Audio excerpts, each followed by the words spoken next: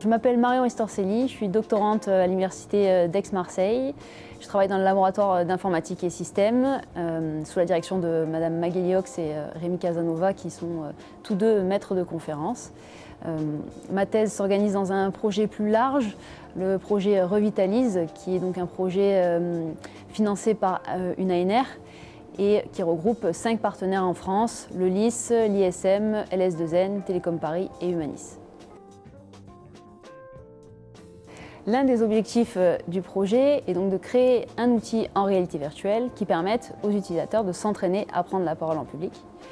Nous souhaitons donc développer un outil VR capable d'évaluer en temps réel la performance des utilisateurs sur la base de méthodes de machine learning et d'indices comportementaux verbaux et non verbaux, comme par exemple la gestuelle ou encore la direction du regard pour évaluer la qualité de la prise de parole et en réponse à cela, adapter le comportement de l'audience à la performance du participant.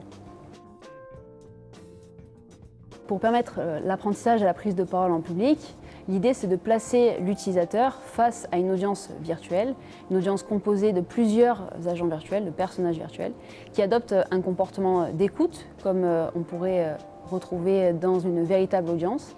Et comment générer ces comportements d'écoute? Eh bien, au préalable, il faut enregistrer des comportements, des gestes, des positions via des systèmes de capture de mouvement. Et ensuite, on utilise ces enregistrements pour animer les personnages virtuels dans leur environnement.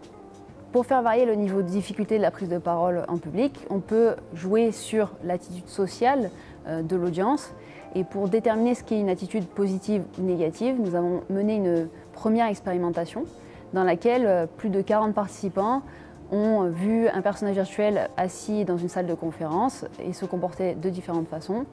Et on leur a demandé de noter comment ils percevaient ce personnage virtuel, s'il paraissait attentif ou non, s'il paraissait d'accord ou pas d'accord, ou content ou mécontent. L'autre objectif de cette première expérimentation était également de valider notre modèle qui permet en fait de générer différentes attitudes sociales. Et l'idée était de déterminer quel comportement caractérise par exemple un personnage qui s'ennuie ou bien qui est plutôt intéressé ou encore qui est bienveillant.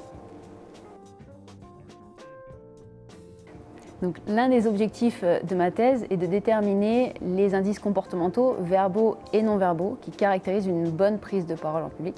Et pour ce faire, nous allons demander dans une prochaine expérience à des participants de parler devant une audience virtuelle. Parallèlement, nous allons enregistrer le comportement verbal et non verbal, donc les gestes et le contenu de la présentation. Nous allons également demander à des experts en prise de parole en public de noter la performance. Et ainsi, on pourra, à l'aide des mesures objectives et subjectives, alimenter un modèle de machine learning qui nous permettra ensuite d'identifier les indices comportementaux verbaux et non verbaux qui corrèlent avec une bonne prise de parole en public.